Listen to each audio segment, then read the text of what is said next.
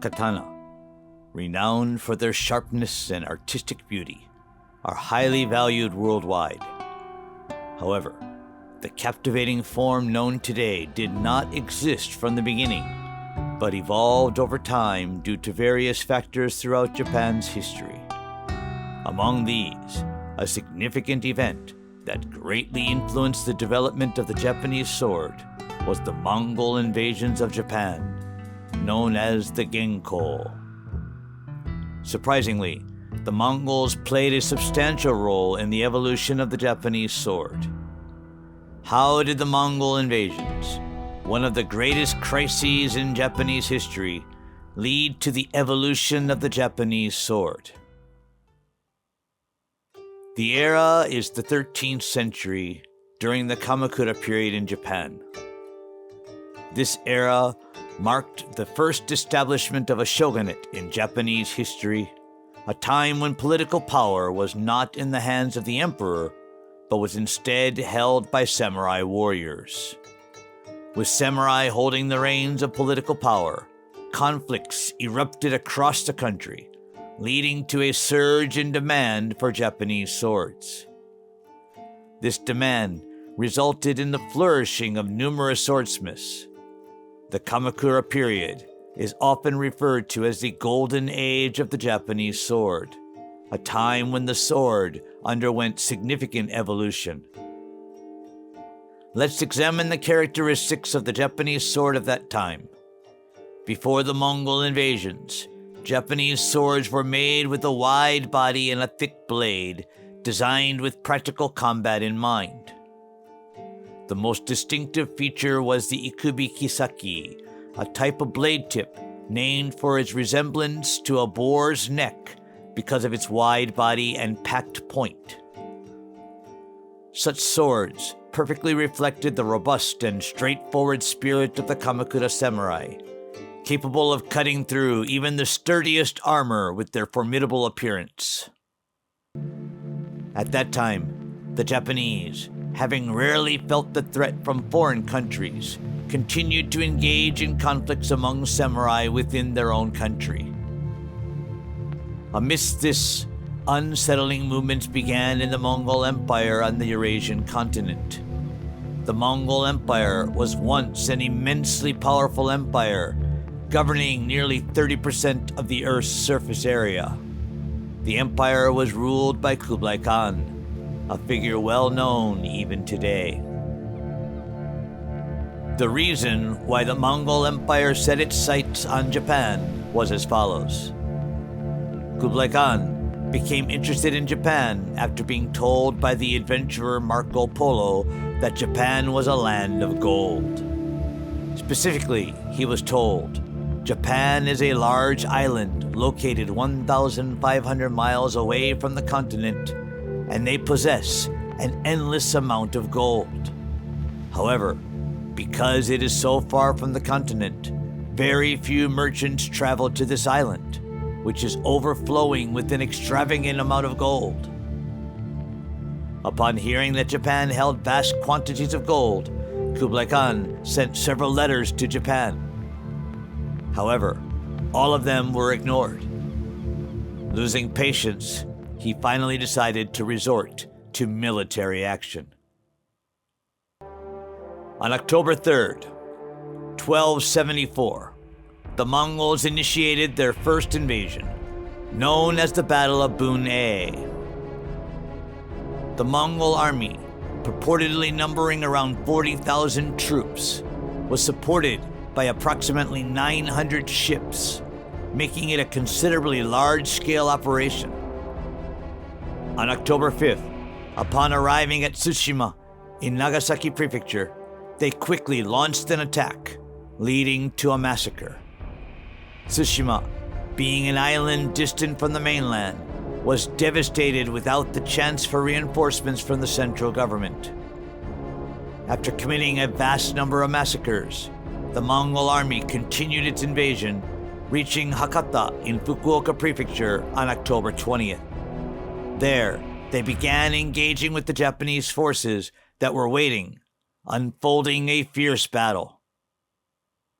However, The Japanese forces, who had only ever fought against fellow Japanese within their country, found themselves at a significant disadvantage against the Mongol army for two main reasons. The weaponry and tactics used by the Mongols were vastly different from those of Japan. The Mongol soldiers wore leather armor, consisting of layers of boiled leather, against which the Japanese swords of the time were ineffective. Although Japanese swords are now famous for their sharpness, at that time they faced the dilemma of being ineffective against foreign soldiers. Japan's military tactics were primarily based on cavalry combat, with armor designed to be robust in anticipation of falls from horseback. Accordingly, swords were crafted to be thick and to deliver blows that would break through armor rather than cut, leading to the prevalence of the short and thick ikubi-kissaki tip. This design proved ineffective against the Mongols' leather armor, resulting in many swords being damaged at the tip.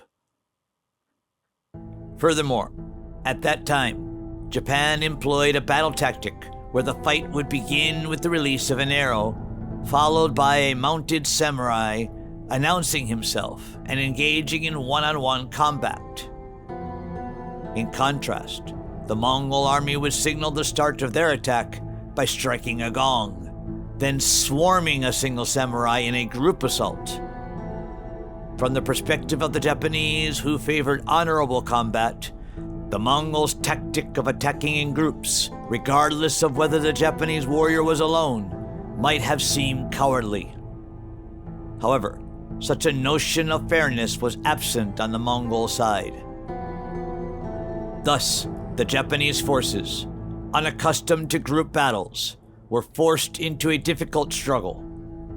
Moreover, it became apparent that the Japanese sword was more prone to breaking compared to the Mongols' Chinese swords when clashing repeatedly in group combat. However, it wasn't that the Chinese swords were particularly superior to Japanese swords. Rather, the Mongol forces primarily used poison arrows, gunpowder for projectile weapons, and spears advantageous in group combat. Their weaponry was indeed specialized for group fighting. As a result, despite the valiant efforts of the Japanese forces, the Mongols demonstrated overwhelming strength, and Hakata was devastated within a day. However, the Mongol army withdrew from Japan the following day. The reason for the withdrawal was that their true objective had been to demonstrate their overwhelming strength to Japan in order to establish diplomatic relations. After the first invasion, a temporary peace returned to Japan. However, at one point, the Mongols, believing they had successfully instilled fear in Japan, sent 5 envoys to establish diplomatic relations between Japan and the Mongol Empire. Surprisingly, Japan executed all 5 envoys. Upon learning this, the Mongols decided to invade again. In June 1281, the Mongol forces launched their second invasion, this time with an army of 140,000 troops, fully intent on conquering Japan. However, Hojo Tokimune, the ruling regent of the Kamakura shogunate, had anticipated such a situation and steadily prepared military and defensive capabilities in anticipation of the second invasion. The first measure was the construction of a defensive system. Along the coasts of the Kyushu region where Hakata is located, a 12.4 miles long, 6.6 feet high stone wall was built. Additionally, to counter the Mongols' tactic of attacking a single warrior in groups, the strategy was changed to boarding the Mongol invasion ships for attack instead of fighting on land. On July 27th, the Japanese and Mongol forces engaged in full-scale battle. Seeking revenge for the previous defeat, the Japanese forces launched a fierce attack. Amidst the back-and-forth battle, a miracle occurred on July 30th. Suddenly, a violent storm blew up during the night, devastating the Mongol forces who had used their ships as their base. It is said that only 10% to 40% of the Mongol army managed to return safely. This storm, which saved Japan from one of the greatest crises in its history, the Mongol invasions, was named kamikaze, a term that remains in use today. Despite Japan's success in halting 2 invasions, the Mongol invasions revealed the weaknesses of the Japanese sword, a source of samurai pride. Additionally, the threat of a 3rd Mongol invasion meant that Japan could not let its guard down. In response, efforts were made to lighten swords, improve their durability, and enhance their sharpness. A key figure in this endeavor was Masamune, one of the most renowned swordsmiths known today. He introduced new techniques to sword forging, eliminating traditional flaws and making various improvements to Japanese swords. First, there was a change in the curvature of the Japanese swords. Traditional swords had a deep curve to facilitate drawing from horseback, but this design had the disadvantage of dissipating force when striking. To improve this, Masamune made the curvature relatively shallow. While maintaining the traditional wide blade, he reduced the thickness for a lighter weight. Furthermore, he extended the tip and tapered it gradually, enhancing the sword's thrusting ability. Recognizing the frequent chipping of blades during the Mongol invasions, Masamune also focused on increasing the strength of the swords. Previously, swordsmiths worked with soft iron at lower temperatures. However, Masamune skillfully combined both hard and soft iron, forging them well and then employing a hardening technique that involved heating to high temperatures followed by rapid cooling. This process successfully increased the hardness of the sword blade. Thus, Masamune significantly enhanced the practicality of the sword while also increasing its artistic value. He originated a new blade pattern known as the notaremon, characterized by a rhythmic, large, wave-like pattern.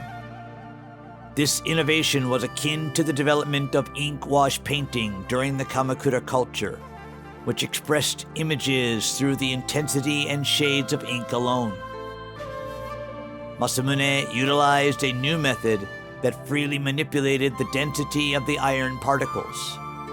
The new style of Japanese sword he created, which combined practicality with aesthetic beauty, was called the Sōshū-den, and greatly contributed to the evolution of the Japanese sword, influencing later generations of swordsmiths. The Mongol invasions, one of the greatest crises in Japanese history, had various impacts on Japan, a country that had had little interaction with other nations. These experiences significantly contributed to the evolution of the katana. We hope you enjoyed this exploration into the world of Japanese swords. Don't forget to like, share, and subscribe for more exciting content about the history of Japanese swords. Until next time, sayonara.